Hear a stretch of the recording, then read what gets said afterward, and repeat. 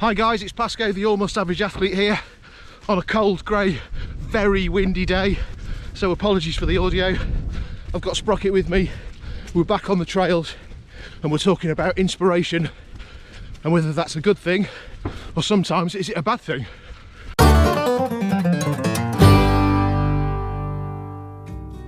So firstly, just please excuse the audio because it is super windy today and no amount of muff protection is going to protect the GoPro from the wind. It's also rained an awful lot again, so the trails are really they're really quite greasy. So if I take a fall, I'm relying on you guys to contact St John's ambulance and get somebody out here pronto. Is that all right? Welcome to today's long run with Sprocket and myself. Today's run is another 2-hour race pace or target race pace run. I was really pleased with last week. I was 0.6 of a minute off 7-minute kilometres, which was great. So today is the same. I'll do a similar trail. Just got to extend it a bit because last week I went to the float and splash session with my daughter, so I ran on the road for the last half an hour, which isn't ideal, but it gets the time on my legs. So today I will be sticking to trails, and there's a new one on the other side of where I live, which I'm gonna see what that's all about. Hopefully not too flooded. Sorry, I'm looking at my feet a lot. It's very muddy today. So I've got the full kit on again. I've got plenty of fuel with me, so I'll be fueling all the way along because as we've discussed before, that is critical. And again, it gets you used to the weight, the feeling of wearing your pack if you need one. Obviously, for a lot of events that us guys do, you don't need to carry anything with you at all because there are aid stations and you're not perhaps going quite as far. But in my case, for what I'm going to be doing, I need to carry the lot. A little bit of a training update. This week's been a great week. 4 sessions, main 4 sessions. So today's session, which is the 2-hour target race pace, I did a 60-minute moderate effort, which is sort of the top of zone 2 for me. So that's when you are running a reasonable pace, but you're still able to have a fairly short burst conversation. Nothing above that. We also did a interesting one, which is a 30-minute moderate and a 30-minute progressive. So at the same time, 30-minute easy, so just ever feels easy on that particular day, where you feel you could go on for a fair distance, which ironically is sort of my ultra pace, and then 30-minute progressive. So you look at your watch or you think about how you're feeling, your perceived exertion at that point, and then every distance marker might be kilometre, it might be 5 minutes, it might be a lamppost. You push it up a notch until you're kind of getting towards threshold at the end is what you're after, and that gives you that feeling of running a normal pace and then just pushing yourself. And it's interesting actually when you've got a target how far you can really push yourself. It's a really good session, a really good session. The 4th session was 60 easy plus stride outs, which I think is one of my favourite sessions because it's a dead easy run and lovely stride outs at the end, which is such a lovely stretch. I think I've talked about them before. Getting the hamstrings and the hip flexors, the hips, it's just a lovely thing to do, and you get a little walk in between. It's great. And every time you go for a run, at the end or in the middle, I really recommend you sticking some in because they just give your legs a whole lease of life. It's a bit tough at the time, but once your heart rate's recovered, your legs all of a sudden have got an extra mile in them. It's fantastic, give it a go. Maybe I'll do a video on how to do stride out, just so you can see exactly what I mean. Now it's really rather dark in here today through my little secret tunnel, so I'm hoping the GoPro picks up at least me if not the dog, obviously. So another update that you've all been waiting for is how the almost average athlete getting on being vegetarian. Well, really good. Both myself and my wife have been sticking to it, and it has been pretty successful. It's made a slight difference to the shop because you don't go to the sort of straight up go-to meals that we generally eat. So we've had to plan a bit better, look at some cookbooks, and actually it's been quite nice to eat some new meals, some interesting stuff. Started eating a lot more Asian food, which I love. So yeah, happy days. One thing I didn't think about before was eating quite a lot more fibre, and let's just say it keeps you regular. Do you know what I mean?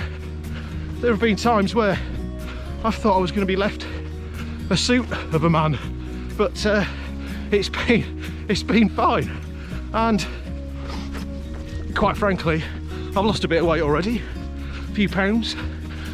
I feel pretty good. I wouldn't say at the moment I feel any more alert or with it than when I was eating meat 4 times a week, but because a lot of people claim that, and that's great if that works for them, but it certainly reduced my calorie intake, that's for certain, without really doing much. So yeah, week 1 and a bit, it's all going well. Does anybody else think this looks weird to a passerby?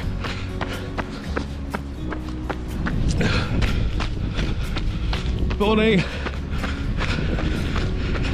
So I mentioned at the start the discussion point for this week was inspiration. Can it be a help? Which surely it is, right? Or can it often be a hindrance, because inspiration doesn't necessarily come from watching pro runners, pro cyclists, pro triathletes, or matey boy from next door who runs for the local running club or does TTs down the local A road, and you think, wow, that's amazing, that's really inspirational. It comes from all kinds of walks of life, but today I'm specifically talking about our sporting inspirations. Over the past few years we've seen people smash records that have stood forever. Who would have thought somebody would run under 2 hours for a marathon? I can barely do that for half a marathon. That man is literally half the man I am, yet he can run twice as quick. How does that work? When I said half a man, I meant in stature, not in, you know, being a man, obviously, just to clarify. You see, we look at these elite athletes and they fill us with awe because of the feats they accomplish, and there is no denying it is incredible what some of these men and women and youngsters are doing. I mean, God, the times that people are setting, it can't not be inspirational, and I genuinely do, don't get me wrong.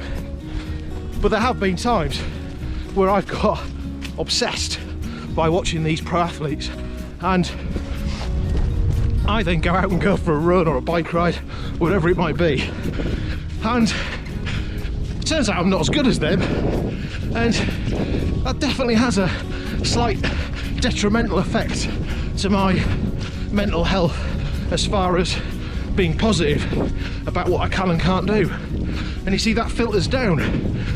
Like you probably follow a multitude of people on Strava, and a lot of those are your friends, and I often look at them and think, well, he's the same size as me, we started at the same time, yeah, how come he can run a half marathon in 1:40, 1:35, and he only trains twice a week? I train 4 or 5 times a week, a dedicated program, you know, that kind of thing. I'm sure we've all got those friends, but it's really important that you just realise that it's just all about you when it comes to this go, because we're not the same, we don't have the same makeup, we don't have the same genes, if anybody believes that's a thing. You know, it's all about how much effort you put in, how much time you put in, and then beating your last time. So does anybody else feel like that, or is it just me and I Billy no mates with this? Let me know in the comments below, and whilst you're there, don't forget to subscribe and press the little bell, so every time there's a new vlog, YouTube lets you know. It's like magic. An example for me would be Joe Skipper, who is a pro triathlete, and he is one of my heroes, and he happens to be fairly local, although he's just turned to the dark side and moved up north, which I'm relatively happy with, being a northerner. His last race of last year, I think it was his last race, he knocked out in an Ironman the fastest run bike split ever, and his comments at the end were, I just need to learn how to swim now. And I just think that's very Joe Skipper, very blunt, very honest, and I mean, what an achievement. And I looked at his splits, and I will never achieve one of those, never mind both of them. In fact, I'm not even sure I can run a kilometre in the same time as he was running a kilometre in his Ironman race. So, if you see what I mean, that's mixed with awe and utter inspiration to push and be better, and also a slight tinge of, I'm never going to be that good, why do I bother? Because quite frankly, I'm crap compared to that. But that's such a negative way of thinking, and it's easily done, because we all do it, I'm sure. Even the pro athletes must look at that pro athlete who always wins, and they're always second or fourth. But there's got to be something in you that says, I've got to keep driving. I want to better myself, I want to be fitter, and I want to be healthier. So, what does everybody else think? I'd love to hear. Who are your inspirations and why? Let me know. Comment below. I mentioned last week that I was trying something new and have entered into a mountain bike enduro race, stroke downhill, and I'm really looking forward to it. But primarily as a triathlete, and I'm sure a lot of you are with me on this, it's opened up this whole new world of things that I'd like to buy. I can see me getting quite carried away with this one.